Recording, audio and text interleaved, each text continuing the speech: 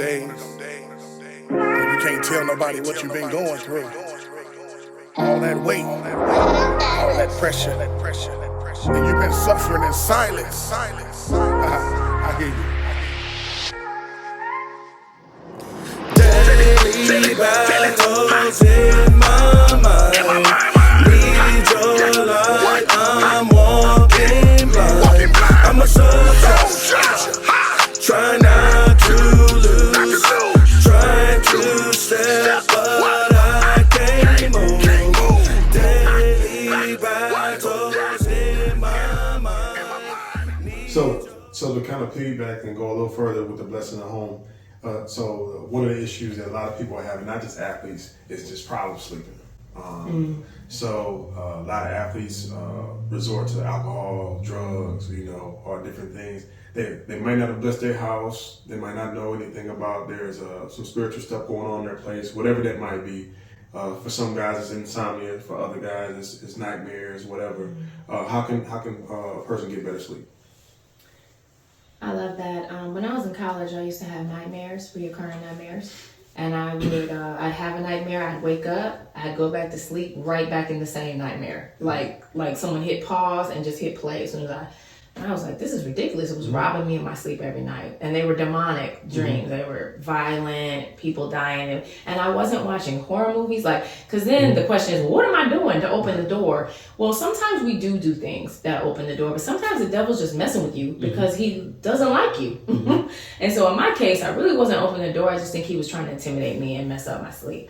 And so what I began to do, I began to play the Bible on my, I had a cassette tape, that's hilarious, and my CD player. I played it on my CD player and I had it on a loop. So if you can play something in your ears, either the word or worship, the devil hates worship and he hates the word. It didn't happen immediately. I still was having my nightmares probably about 2 weeks, but I was consistent. The thing about it is if you can outlast the devil, he will leave you. But a lot of us give up too soon. We're like, oh, I tried that, it didn't work. No. Keep doing it until it does. So I kept playing it every night on a loop, and I did this for months, and I don't have to do it anymore. I have very restful sleep without having to do that. But the nightmare stopped. The other thing we want to examine is, what am I doing before bed? Am I watching the news and everything's all scary and then I'm trying to lay down? Probably not the best thing to do. I might need to pray. I might need to unwind a little bit, decompress before I lay down. If I'm doing things that are inviting demonic things into my atmosphere, I need to stop it. So if I'm listening to music that completely contradicts what I'm reading in the Bible, maybe I should turn that off. Horror movies, big open door to the enemy. Any occult or witchcraft behavior, tarot cards, listening to palm readers, psychics, even yoga, believe it or not.